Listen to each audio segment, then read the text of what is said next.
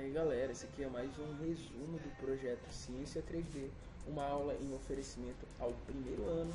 O tema que a gente vai abordar hoje é sobre a origem da vida, a origem do primeiro ser vivo, tá? Para compreender esse processo de origem da vida, a gente precisa entender o cenário que a gente vai trabalhar. A gente vai trabalhar 3,5 bilhões de anos atrás, onde tínhamos uma Terra totalmente diferente da Terra que a gente tem hoje. A Terra era formada por um ambiente totalmente inóspito, cara.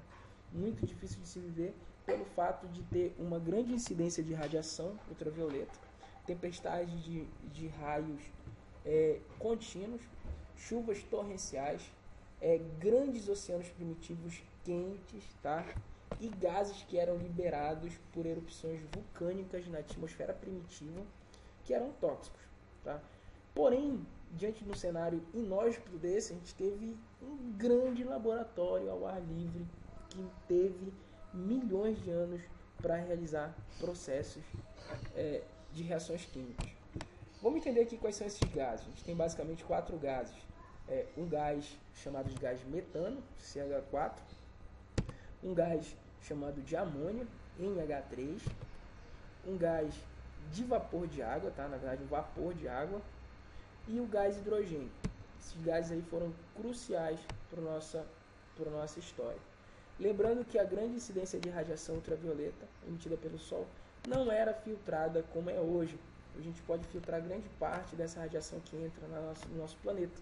Essa radiação é chamada de radiação ultravioleta protegida pela camada de ozônio. Mas lembrem quando eu citei lá os gases, a gente não tinha o gás ozônio, não existia oxigênio livre, então não tinha oxigênio que evitava o processo de respiração celular, que a gente vai ver que vai surgir muito depois, e nem o processo de filtração dessa radiação, que caía com grande incidência no nosso planeta.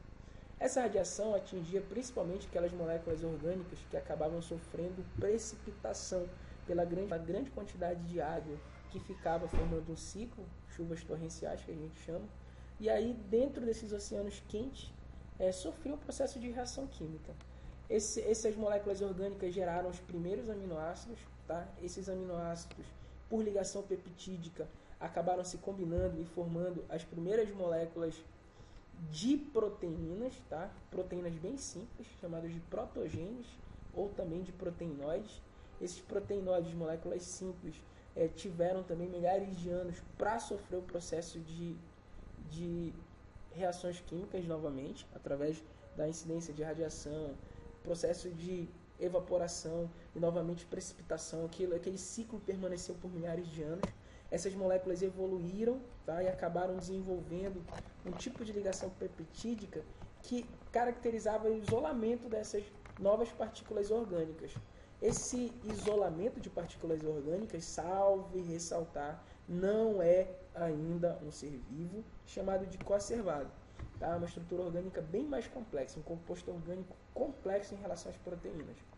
Esses coacervados, pelo fato de isolarem essas moléculas de proteínas, acabaram isolando algumas reações químicas que não aconteciam no ambiente. Essas reações químicas acabaram originando as primeiras moléculas de DNA primitivo. Essas moléculas de DNA, em resumo, agora finalizando aqui, acabaram se organizando e desenvolvendo nossa primeira célula pré-histórica, células primordiais. Tá? Essas células primordiais, salve ressaltar também, que faziam o processo de síntese energética por fermentação. Lembrem que esse grande oceano primitivo ele possuía uma grande quantidade de moléculas orgânicas. Tá? Essas moléculas orgânicas serviam de alimento para essas células primitivas, que por fermentação produzem em grande quantidade de dióxido de carbono. Tá? A fermentação produz dióxido de carbono. Esse dióxido de carbono que depois serviu como suporte para os novos organismos, que aí sim, depois desses heterotrófos que faziam fermentação, serão autótrofos. Tá? Detalhe importante aqui. O que proporcionou essa mudança de células heterotróficas para células autotróficas? Foi grande incidência de radiação ultravioleta, aquele fator lá no início que eu citei, que foi muito importante para a originação dessas novas moléculas. Tá? E assim, basicamente, a gente resume o que foi trabalhado na sala de aula nessa última quinta-feira. Aqui a gente tem a foto do Opari e do Aldene, tá? Espero que vocês deem uma lida aí no livro, página 38, tá? Lá tá mais detalhado e as anotações que eu fiz também na sala de aula. Agradecimento aos colaboradores, abraço para o Silvio Francilei, para a Taxan também, que ajudaram muito no processo da aula. Então, meus amigos, falou, abraço primeiro ano, e quem quer essa aula aí, tanto de outras escolas ou do ensino médio do próprio Zico Dornelles, está disponível no canal. Então, falou!